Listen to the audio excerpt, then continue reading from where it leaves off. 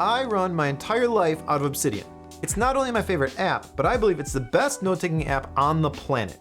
And today I'm grading every aspect of Obsidian, and unfortunately, not everything gets an A. Last year, I made my first Obsidian report card video inspired by Jason Snell's annual Apple report card, based solely on how I felt personally about the state of Obsidian in several different categories. This year, I put together a survey that I shared with my email list and my private PKM community, the library. I got a whole bunch of feedback from other Obsidian users, so the plan for this video is to share both the average scores from the panel of responses that I received, as well as my own. And this year, I'm gonna base it off of a 5-point scale, where 1 is low and 5 is high. I'll share my own thoughts as we go, but I'll also sprinkle in some anecdotes from some of the better responses that I received along the way. I've also changed up the categories slightly, and I won't be picking on the Obsidian merch line this year. Here are the categories that I'll be looking at for this Obsidian report card: desktop, mobile, core plugins, community plugins, automation, themes and customization, canvas, faces, sync, and publish. I'm gonna break it all down category by category, share my rating and a few details as to why I gave it that rating, and I'll also share the average community score from the responses that I collected. So without further ado, let's get into the report card. Let's take a look at the desktop version first, which I'm gonna rate 5 stars. The desktop is where Obsidian really shines. Even though this is an Electron app, it's fast, it's clean, it supports standard markdown formatting, and it does everything while sitting on top of a folder full of plain text files. I currently have over 53,000 files in my vault, 48 active community plugins, and Obsidian handles anything I throw at it like a champ. The only place Obsidian slows down for me at all is the graph view, but I feel like that's a little bit to be expected with so many notes in my vault. I almost never use the big graph view anyway, and I rely almost exclusively on the local graph instead. But if you are experiencing a slow graph view, you can always tell it to ignore certain folders to improve the responsiveness. Overall though, the performance of the app has improved greatly over the years, and it's not just the graph view where you can start to notice this. Even in last year's report card, I mentioned that occasionally Obsidian would hang. It would reach its limit on my machine, and it would show me a blank white screen after I've been writing in it for a while. I'm glad to report I haven't experienced that in several months, even though I spend hours in Obsidian every single day, and I almost never close the app. Often, I forget that it's an Electron app, which says a lot about how snappy the desktop version is. And overall, the community agrees, giving the desktop version an overall rating of 4.5. Alicia sums up how I feel about the desktop version of Obsidian perfectly, saying that I really love Obsidian and the desktop version is the best way to use it. Christopher makes a good point though, that while the Obsidian desktop app is solid, the onboarding experience is not very good for new users. That's kind of why my channel exists, to be honest. I struggled with Obsidian myself when I first started using it too. And features like dragging things into the sidebar are not obvious or intuitive. But once you get the hang of it, it's pretty incredible what the desktop version of Obsidian actually allows you to do. Next, let's take a look at the mobile version, which I'm gonna rate 3 stars. Now, to be fair, the mobile version of Obsidian has gotten a lot better recently. Version 1.11 added a whole bunch of new mobile features, like widgets for the lock screen, home screen, and control center, and direct integration with shortcuts and Siri on iOS. Unfortunately, there's still a fundamental issue I have with Obsidian on mobile.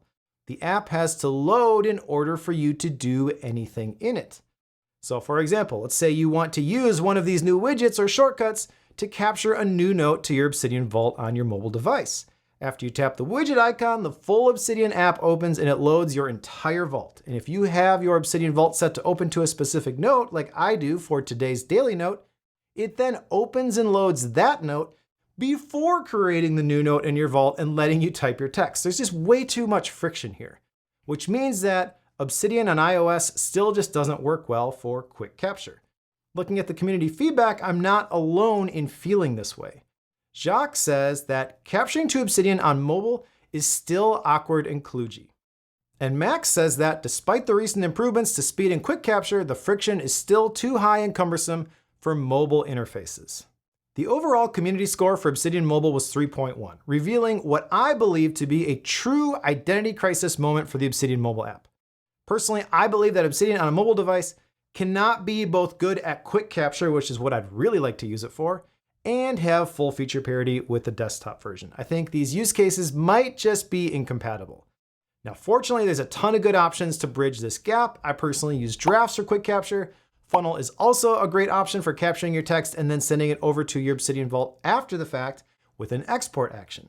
The other thing to note here is that while Obsidian now has native widgets and shortcut support, it's very, very basic.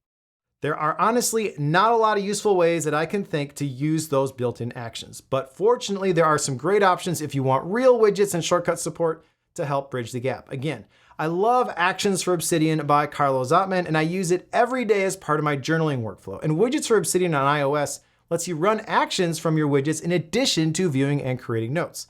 So if you want real widgets and shortcut support, check out one of those third-party options. The next category is core plugins, which I'm going to rate 4 stars. Core plugins are basically Obsidian features that ship with the app that you can toggle on or off depending on your specific workflow. Just turn off the features you don't want to use in the settings and they're removed from your Obsidian interface entirely. So this lets you dial in the app exactly the way you want it, and it lets you clean up features that you're never going to use. Now, personally, I think the idea of core plugins is pretty brilliant, and the list of available core plugins continues to grow. The most recent core plugin to be added is Bases, which actually has its own category this year because it's such a big addition. But as Scott says, the core plugins provide a massive amount of utility. And this is reflected in the community score for this category, which is 4.4, and one of the highest overall categories on this year's report card. Chris says that the core plugins are clearly thought through and they do their respective jobs well. But Christopher, a different person, makes a good point that overall core plugins have been good on desktop, but I do wish there were more core plugins that catered to the mobile experience. It is different on mobile. And the one nitpick that I have with this category here is the same one I had last year. I wish some of the existing core plugins would get some TLC. The obvious example here for me is Daily Notes, which goes together with the calendar plugin like peanut butter and jelly. Liam Kane, the developer of the calendar plugin, is even listed on the Obsidian team page, so I'd love to see the calendar plugin get baked into Obsidian and be an option to toggle on within the Daily Notes plugin. I also feel like the idea of periodic notes for weekly, monthly, quarterly, or yearly notes should also be baked in at this point. And the periodic notes plugin happens to be developed by the same person. I'm not quite sure when Obsidian is going to get around to updating some of these core plugins, but I think some of these could really use the attention. The next category here is community plugins, which I'm going to give 5 stars. Community plugins are Obsidian's killer feature. These third-party add-ons allow you to extend the functionality of Obsidian in some pretty incredible ways. As Bodhi says, it's simply mind-blowing what you can turn Obsidian into with a few community plugins. The community score for community plugins was 4.5, matching the desktop for the highest scoring category this year. Jorge says community plugins are what make Obsidian shine. And I completely agree, though I do wonder about the long-term sustainability of some plugins. Some plugins have been around forever and they continue to get regular updates, like Excalibur, which now has over 5 million downloads and seems to get updated every couple of days. But there are lots of community plugins that are released and then they lose steam, which is actually only natural since most community plugins are free to use. For example, I love the Obsidian Task plugin. I've built my entire task management workflow on top of it, and it's one of the more popular Obsidian plugins with over 3 million downloads. But despite having a roadmap on the GitHub page of features to be added, it hasn't gotten an update now in over 5 months as I record this video. That makes me a little bit nervous, but I've seen nothing but support from the community whenever a plugin does get abandoned, and I'm confident there are enough other Tasks plugin users out there that someone's going to pick up the torch if they need to. But still, this is something you need to be aware of, as is the security risk. These are GitHub code snippets that you're installing after all, so it's technically possible to have malicious code be inserted, and that's what Chris worries about, who says, I would give this 5 stars except for the security risk. There is a review process that plugins have to go through in order to be added to the community plugins directory, and that's good enough for me, honestly. But if you are security conscious, you'll probably want to dig a little bit further into what the plugins you install actually do. But overall, the community plugins are incredible. The next category is automation, and I'm going to give this 4 stars. The automation story in Obsidian is a bit complicated.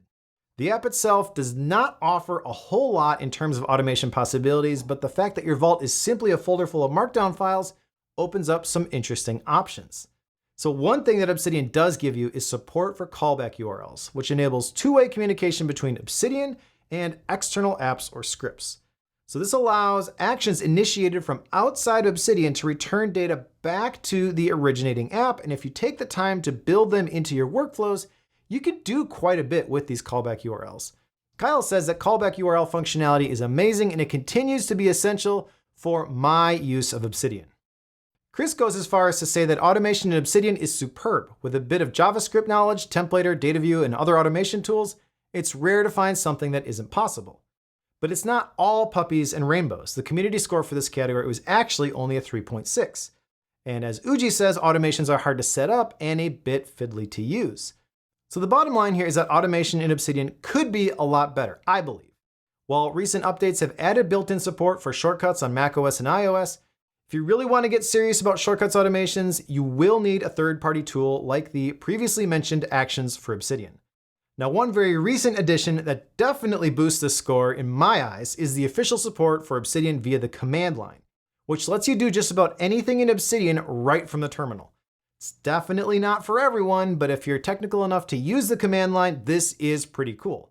And there's a lot more doors that are open if you're willing to put in the work to get an MCP server set up on your machine. So for example, I used MCP via Claude on my Mac to update the formatting of over 1,400 daily notes at once when I moved over from tag-based scores to property scores for my daily questions journaling workflows. Just be careful though, because there's no simple undo for some of this stuff, and overall, that's a little bit of the problem. The automation possibilities are there in Obsidian, but they're not easily accessible to the average user. The next category is themes and customization, which I'm going to give 3 stars. Don't get me wrong, I love the idea of custom themes in Obsidian, but in practice, I almost never recommend that people use them. In fact, every couple of weeks, I get an email from someone who is having a problem with something acting wonky in their Obsidian vault. And when I try to reproduce the issue, I just can't do it. So inevitably, I ask if they have any third-party themes installed, and almost always it's one of these themes that is causing their issue. The minute that they switch back to the original theme, things work as intended. The problem is that Obsidian updates often break things in these custom themes, which makes the job of keeping them working properly a difficult and a bit thankless, as most themes, like community plugins, are distributed for free. So this leads to some amazing looking themes being released, but eventually they become unsupported. As Mark says, there are several amazing themes available, but it's sad that many of them eventually become abandonware.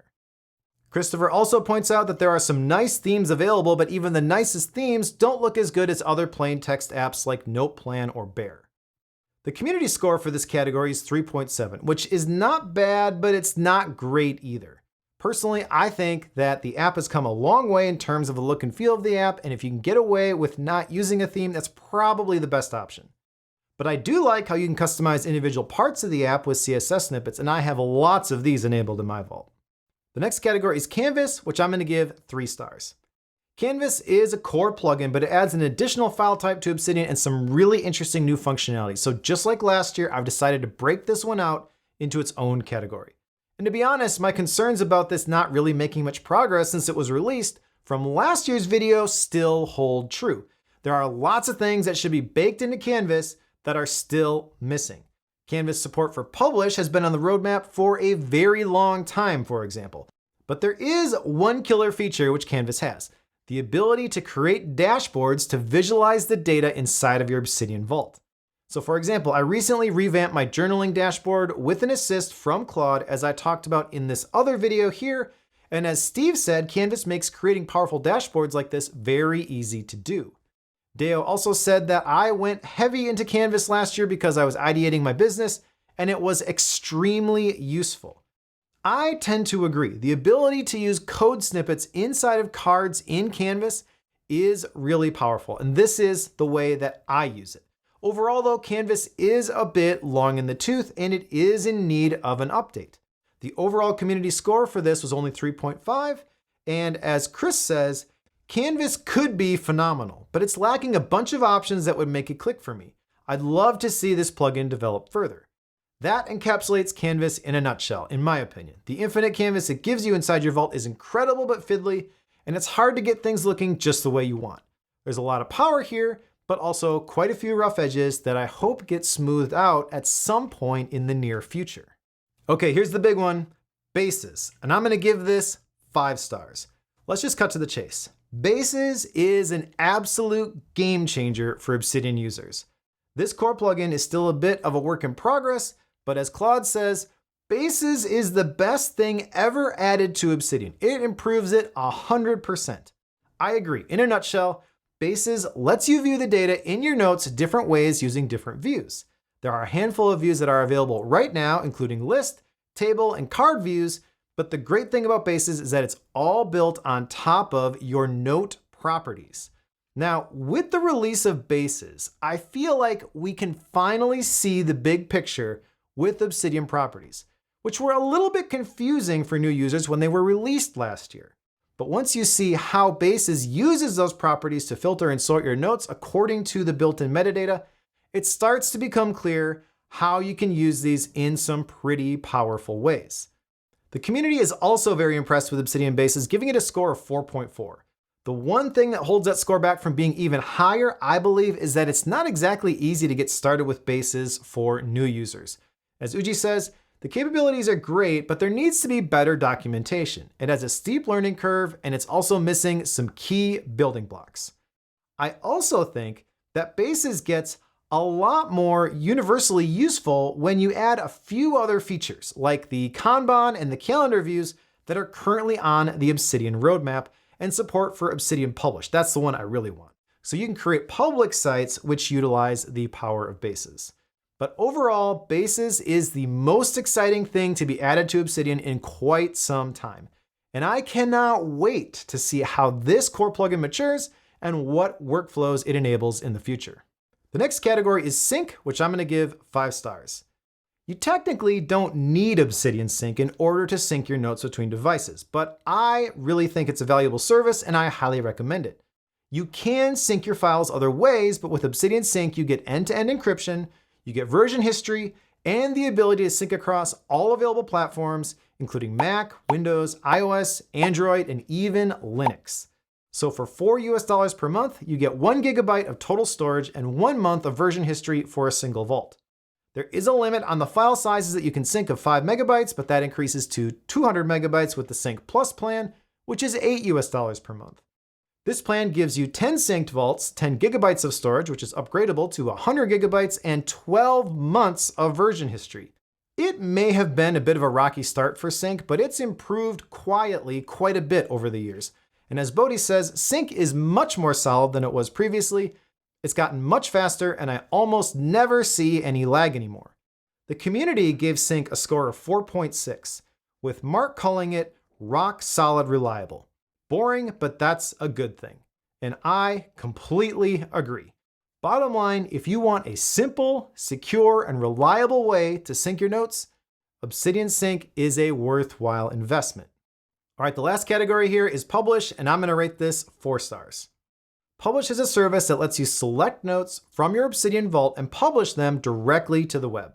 It's not flashy and it doesn't have nearly the customization options of other website platforms, but it does give you a local graph on your site that lets you link together related pages and even lets you password protect your site if you want to keep it private. Christopher says, Publish was what finally got me publishing to the internet regularly. Being able to publish from within my vault is huge for me.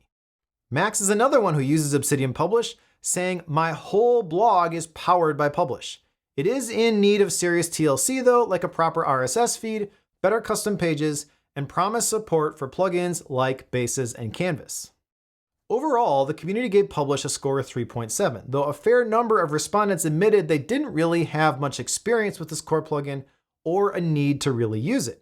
It's not for everyone, but it does give you an easy way to publish your notes publicly. And if you want to get a feel for what's possible with Publish out of the box, just check out the Obsidian help site. There'll be a link in the description below this video. That's built using Publish. So if you have a need for a public wiki style site, Publish might be just what you need, and it costs $8 per month. Okay, so that's all 10 categories for the report card, but before I share a few closing thoughts, let's just summarize everything so far. I gave the desktop version 5 stars and the community gave it a score of 4.5. I gave the mobile version 3 stars and the community gave it a score of 3.1. I gave core plugins 4 stars, and the community gave it 4.4. I gave community plugins 5 stars, and the community average was 4.5. I gave automation a score of 4 stars, and it got a community score of 3.6. I gave themes and customization 3 stars, and the community gave it a score of 3.7. I gave canvas 3 stars, and the community gave it a score of 3.5.